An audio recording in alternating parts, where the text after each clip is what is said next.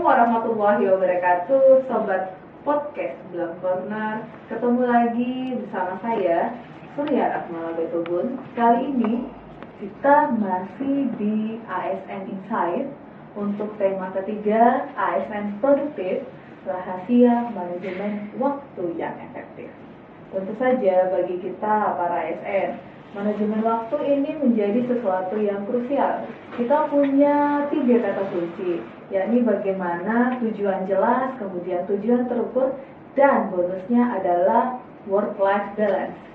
Tentu saja hari ini kita masih dibersamai dengan narasumber kita, ada Bapak Dr. Andi Israrani, SSI SPDMT. Assalamualaikum warahmatullahi wabarakatuh, Pak. Waalaikumsalam warahmatullahi wabarakatuh. Apa kabar Pak? Alhamdulillah sehat walafiat. Alhamdulillah. Sekali lagi terima kasih Pak sudah membersamai kami kembali di edisi podcast kali ini ya Pak. Dengan senang hati. Iya baik. Pak langsung saja ya Pak ya. Apa sih sebenarnya urgensi dari manajemen waktu bagi para ASN? Baik, terima kasih Ibu ya yang telah dengan setia menemani kita dalam podcast Belang Corner ini, khususnya di serial ASN Insight yang sekarang sudah masuk ke edisi ketiga. Bagus sekali pertanyaannya tadi tentang pentingnya waktu atau manajemen waktu bagi seorang aparatur sipil negara ya. Saya ingin mencoba merespon pertanyaan tersebut pada 2 perspektif atau 2 sudut pandang. Sudut pandang yang pertama dari sudut pandang spiritual ya. Semua agama tentu meyakini bahwa waktu adalah sesuatu yang sangat bernilai atau berharga. Semua agama seperti itu, termasuk Islam ya, sebagai agama yang kita anut. Bagi kita kaum muslimin, seringkali membaca dalam kitab suci itu, dalam Al-Quran, bahwa Allah Subhanahu wa Ta'ala selalu bersumpah dengan nama waktu. Ada wal fajr, demi waktu subuh ya. Kemudian wad duha, demi waktu duha. Wal lail, demi waktu malam. Itu menunjukkan bahwa secara spiritual, dari sudut pandang keyakinan agama manapun, waktu itu adalah hal yang bernilai. Tidak mungkin Tuhan bersumpah atas nama waktu jika dalam diksi atau terminologi waktu itu tidak ada sesuatu yang istimewa atau tidak ada sesuatu yang berharga. Kemudian yang kedua dari sudut pandang manajemen, tentunya kita sebagai aparatur sipil negara itu punya tugas dan fungsi yang sangat banyak ya. Betul. Dalam Undang-Undang ASN nomor 20 tahun 2023 disebutkan ada 3 tugas dan fungsi aparatur sipil negara. Yang pertama, menjadi perekat pemersatu bangsa. Kemudian yang kedua, pelaksana kebijakan publik. Dan yang ketiga adalah pelayan publik. Nah, tentu ini adalah sebuah tugas yang berat bagi seorang ASN dan tentu membutuhkan banyak waktu untuk memenuhi tugas dan tanggung jawab tersebut. Tapi ingat Uya, Iya Pak. Dalam diri kita itu bukan hanya identitas ASN saja yang ada. Iya. Ya, mungkin selain ASN kita adalah anak bagi seorang orang tua. Kita adalah suami bagi istri atau sebaliknya istri bagi suami. Kita adalah orang tua bagi anak-anak. Atau mungkin kita adalah teman bagi sahabat-sahabat kita ya. Dan itu menggambarkan bahwa selain ASN itu makhluk individu, juga dia adalah makhluk sosial. Ilmuwan sering menyebutnya sebagai homo socius. Kita butuh berinteraksi dengan orang lain, sehingga dari interaksi tersebut ada banyak identitas yang ada dalam diri kita. Nah, ketika kita dalam diri kita banyak identitas, Tentu kita butuh menyelesaikan tugas yang banyak. Iya. Nah, dan tugas yang banyak itu berbanding lurus dengan waktu yang kita butuhkan untuk menyelesaikan tugas-tugas dari berbagai identitas tersebut. Nah, disinilah pentingnya kita selaku individu sekaligus makhluk sosial, atau katakanlah kita sebagai seorang ASN, penting untuk memanage waktu supaya waktu yang kita punya itu yang hanya 24 jam dalam sehari semalam itu dapat kita kelola dengan baik, pekerjaan kita dapat selesaikan dengan efisien, stres atas pekerjaan atau kelelahan burnout itu dapat kita hindari, dan tentu seperti yang Uya tadi sebutkan, ada bonus yang dapat kita raih nanti yang disebut dengan keseimbangan hidup antara kehidupan pekerjaan dan kehidupan pribadi. Orang anak-anak muda sering menyebutnya dengan work-life balance. Iya, Pak. Kira-kira begitu. Oke, menarik sekali nih Pak, karena ASN tapi punya peran sosial juga Pak. Betul. Nah ini berarti kita tidak melulu membahas tentang masalah disiplin ya Pak ya, secara personal, melainkan dampaknya ke masyarakat ya Pak ya. Iya, betul sekali. Contoh konkretnya, kalau misalnya kita sebagai ASN tidak mampu mengelola waktu dengan baik, sehingga terjadi keterlambatan pelayanan ya kepada masyarakat, nah, tentu itu sangat menghambat pelaksanaan tugas dan fungsi kita, khususnya pada aspek pelayan publik yang saya sebutkan tadi kan. Poin ketiga ya? Iya, poin ketiga. Jadi intinya jika terjadi akibat yang negatif karena kita tidak mampu mengelola waktu, memanage waktu, bukan hanya dampaknya bukan hanya secara individu, tapi juga akan berdampak bagi sistem, kepada sistem yang lebih besar. Oke. Nah, Pak, ini agak kasuistik mungkin Pak. ASN zaman ini itu dibenturkan oleh beberapa hal, misalnya saja pekerjaan yang menumpuk, atau potensi-potensi ada rapat mendadak Pak, atau mungkin double job atau cross job misalnya seperti itu Pak. Nah, menurut Bapak sendiri, apa tantangan terbesar ASN terkait dengan dalam pengaturan waktunya? Oke, semakin menarik ya.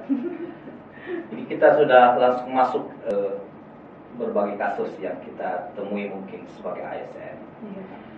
Setidaknya ada 3 tantangan besar yang kita hadapi sebagai ASN terkait dengan pengelolaan waktu ini. Ada seorang ASN yang justru punya tugas yang banyak. Dan tugas banyak itu cenderung membuat dia kebingungan, ini mulai dari mana ini untuk mengerjakan tugas-tugas yang ada. Alhasil yang dia lakukan adalah mengerjakan banyak pekerjaan di waktu yang bersamaan. Nah, itu yang disebut dengan yang Buya sebut tadi dengan pekerjaan yang banyak ya, atau multitasking ya. Multitasking. Nah, budaya multitasking ini adalah salah satu tantangan terbesar, karena dengan banyaknya tugas yang kita kerjakan, tentu akan mengurangi fokus kita di mana. Kita tidak merasakan kondisi di mana kita bisa fokus dalam satu pekerjaan. Ya, itu tantangan yang pertama. Tantangan yang kedua, masih banyak teman-teman ASN kita yang tidak tahu, ya, menempatkan aktivitas-aktivitas atau tugas yang ia lakukan di kantor itu pada skala prioritas ya. Jadi dia tidak mampu atau tidak terampil memprioritaskan tugas-tugas mungkin yang penting dan mendesak ya, yang butuh cepat ditangani ya, butuh cepat dikerjakan, diselesaikan, karena itu sangat mempengaruhi KPI-nya misalnya. Kemudian yang tantangan yang ketiga, nah ini tantangan yang kita tidak bisa hindari ya. Dengan berkembangnya teknologi sekarang, internet, media sosial, ini banyak sekali distraksi ya. Kadang-kala kita mau fokus dalam satu pekerjaan, tiba-tiba kita terdistraksi dengan media sosial. ataukah mungkin tiba-tiba kita diajak untuk melakukan perbincangan-perbincangan atau pertemuan yang tidak produktif ya, dan lain-lain sebagainya. Jadi ada banyak hal tentu yang membuat yang menjadi tantangan besar kita dalam pengelolaan waktu ini. Tapi secara umum yang saya lihat yang 3 hal tadi. Wah, saya rasa ini Pak, dari pemaparan Bapak barusan, banyak mungkin pendengar podcast kita yang merasa terwakili ya Pak ya. Betul. Tapi tidak usah risau ya teman-teman, utamanya ASN muda.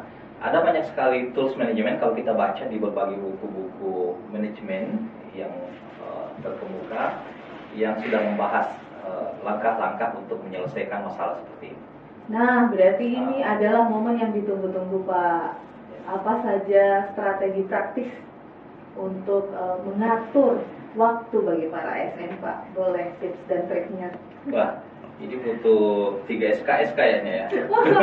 Kami siap menonton Pak. Atau datang malam Jumat ke rumah bawa ayam hitam, sambal hitam. Bercanda ya, just kidding. Baik, seperti yang saya katakan tadi bahwa ada banyak strategi yang disampaikan oleh para ahli manajemen atau ahli pengembangan sumber daya manusia terkait dengan bagaimana kita mengelola waktu dengan efektif dan efisien ya. Di antara strategi tersebut ya, yang pertama adalah bagaimana kita terampil memprioritaskan apa yang kita lakukan atau apa yang kita kerjakan. Jadi kita harus terampil menentukan prioritas pekerjaan. Okay. Nah, dalam buku The 7 Habits of Highly Effective People karangan Stephen Covey, beliau menyampaikan sebuah tools bagi kita bagaimana kita dapat memprioritaskan pekerjaan kita dengan baik atau dengan tepat ya. Beliau kemudian memperkenalkan sebuah matriks yang disebut dengan Eisenhower Matrix. Jadi matriks ini sebenarnya pertama kali diperkenalkan oleh Dwight Eisenhower.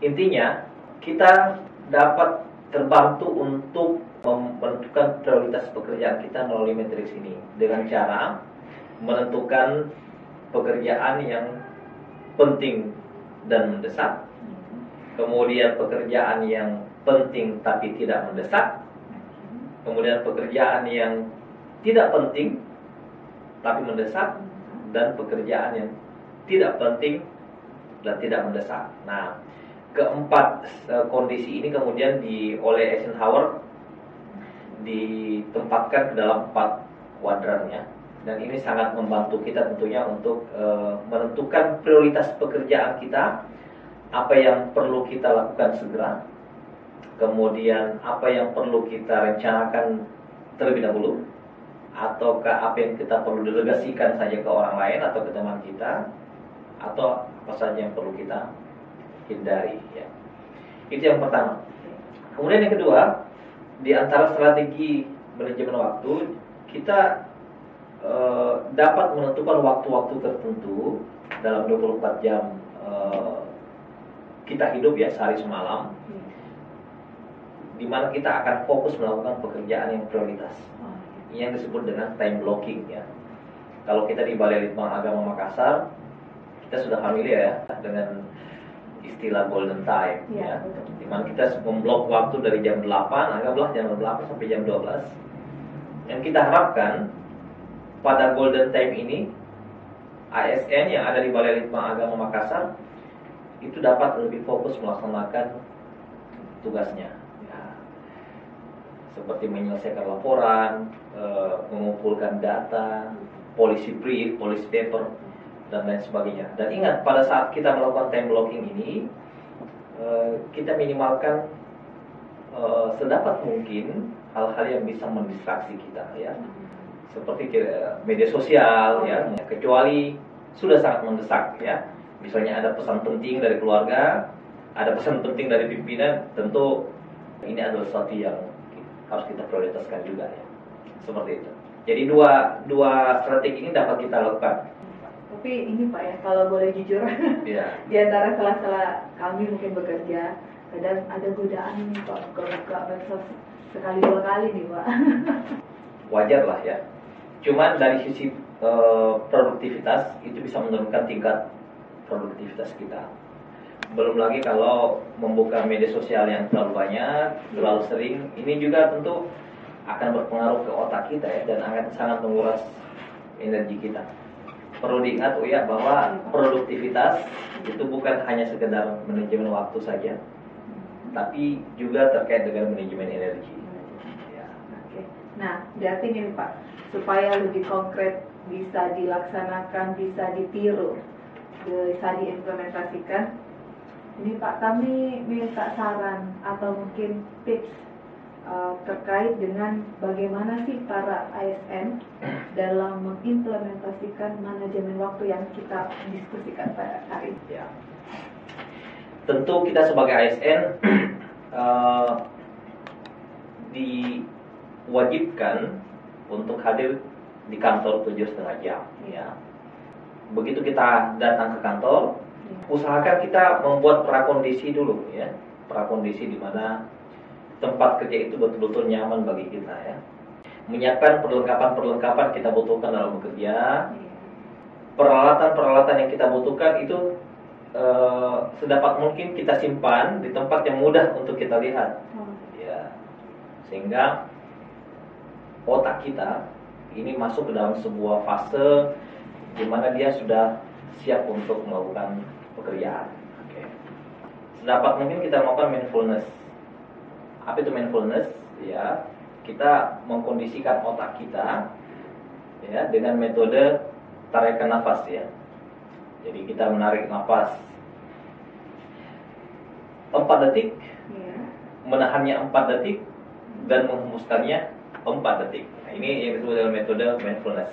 Ini sangat membantu kita dalam membuat situasi senyaman mungkin di tempat kerja ya. Ini yang pertama kita lakukan.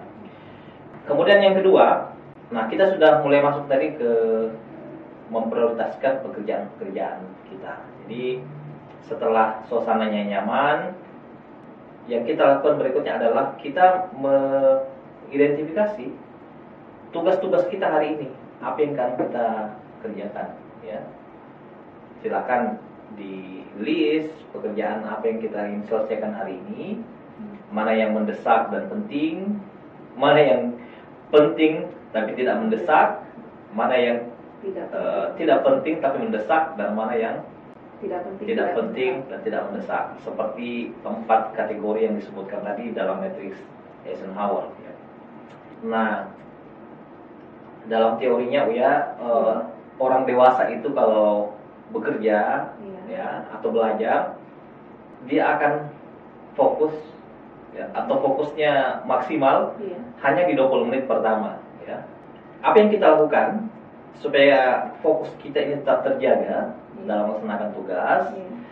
Yang kita lakukan adalah melakukan sebuah teknik yang disebut dengan teknik Pomodoro ya. Teknik Pomodoro ini adalah sebuah teknik yang dipopulerkan oleh Francesco Cirillo dari Italia, seorang ilmuwan Italia, di mana dia menyampaikan metode untuk menjaga fokus ini dengan 25 menit bekerja, kemudian dilanjutkan dengan 5 menit istirahat. Lakukan itu sampai 4 kali Pomodoro ya, 4 kali 25 menit, 25 menit kerja, 5 menit istirahat, lanjut lagi 25 menit kerja, 5 menit istirahat. Ketika 4 kali melakukan Pomodoro, lanjutkan dengan istirahat yang cukup panjang ya, antara 15 sampai 30 menit. Nah, ini tentu sangat membantu kita untuk menjaga fokus kita ya. Sehingga kita dapat melaksanakan tugas dengan baik dengan waktu-waktu yang telah ditentukan ya. Oke.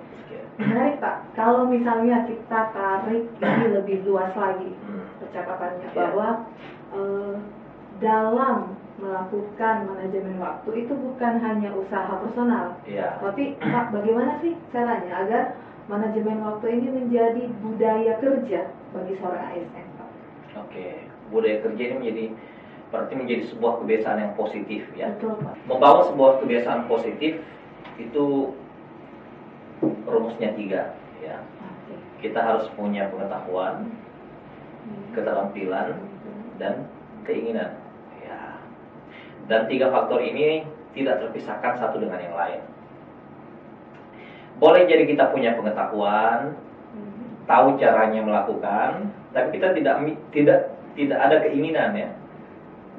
Ini tidak bisa jalan juga karena langkah pertamanya nggak ada ya. Ataukah kondisi sebaliknya, ada keinginan, ada pengetahuan, tapi tidak tahu caranya melakukan. Iya. Ini juga akan menghambat kita membangun kebiasaan positif ya. Oleh karena itu, kalau kita ingin memunculkan atau melahirkan sebuah kebiasaan positif di kantor ya, tadi kan pertanyaan di kantor, maka tentu kuncinya ada pada manajemen atau leader ya. Bagaimana seorang pemimpin mampu men-trigger situasi di kantor ini ya, supaya bisa mendukung ya untuk menghasilkan kebiasaan-kebiasaan yang positif. Tentu triggernya pada 3 hal tadi, harus menciptakan lingkungan yang bisa kondusif untuk mengembangkan diri bagi pegawai, kemudian lebih terampil, dan tentu harus memotivasi mereka ya. Karena tanpa motivasi tidak ada keinginan untuk membangun kebiasaan-kebiasaan yang baik. Selain itu kita harus menjadikan tema manajemen waktu ini menjadi sebuah tema yang sentral dalam pengembangan kompetensi ASN. Jadi kemarin-kemarin kan kita bahas tentang pengembangan kompetensi ya. Salah satu yang bisa kita kembangkan adalah kita mungkin bisa melakukan pelatihan-pelatihan manajemen waktu, sehingga trigger yang saya sebutkan tadi pada 3 faktor, ada pengetahuan, ada keterampilan, minimal itu bisa terpenuhi. Nah, satu lagi yang kita harus temukan, motivasi tadi. Luar biasa sekali ini Pak, banyak insight. Ini istilah anak mudanya, banyak dagingnya Pak. Jadi Pak izin ya Pak ya, sebelum kita menutup podcast kita pada hari ini, mungkin ada closing statement buat para sobat podcast Blam Corner. Baik, satu hal yang saya ingin sampaikan kepada rekan-rekan sekalian, dan tentu ini juga adalah nasihat bagi diri saya sendiri, bahwa waktu itu adalah sebuah sumber daya, dan sumber daya itu terbatas. Imam Syafi'i pernah mengatakan sebuah kalimat yang indah. Beliau mengatakan, al-waktu kas-sayf, illam taqta'hu qata'ak. Waktu itu ibarat pedang. Jika engkau tidak mampu menggunakannya, maka ia yang akan menelasmu. Uang bisa dicari, tenaga bisa dipulihkan lagi, tapi jika waktu sudah berlalu, dia tidak akan pernah kembali. Yang hanya kita ingat adalah kenangan-kenangan di balik waktu tersebut. Karena itulah, bijaklah mengelola waktu Anda. Gunakan waktu tersebut dengan prioritas yang Anda sudah tentukan. Ingat, 80% kesuksesan itu ditentukan oleh 20% usaha. Karena itulah, jadikan 20% ini prioritas sebagai aktivitas yang dapat menunjang keberhasilanmu di masa yang akan datang. Produktivitas itu akan meningkat dengan manajemen waktu dan manajemen energi. Manajemen waktu yang baik tentu juga akan menjadikan energimu bisa lebih efisien. Kira-kira begitu. Oke. Terima kasih banyak ini Pak, podcastnya sangat-sangat bermanfaat bagi kita semua. Sama-sama. Iya Pak. Ya. Oke, sobat podcast Blam Corner, alhamdulillah kita berada di penghujung acara. Kali ini kita banyak mendapat insight bagaimana kita sebagai ASN kemudian bisa bijak dalam menggunakan waktunya. Sampai jumpa ya, untuk bertemu lagi di podcast ASN Insight edisi selanjutnya. Tetap semangat, tetap produktif, salam ASN berdampak. Wabillahi taufik wal hidayah. Wassalamualaikum warahmatullahi wabarakatuh. Waalaikumsalam warahmatullahi wabarakatuh.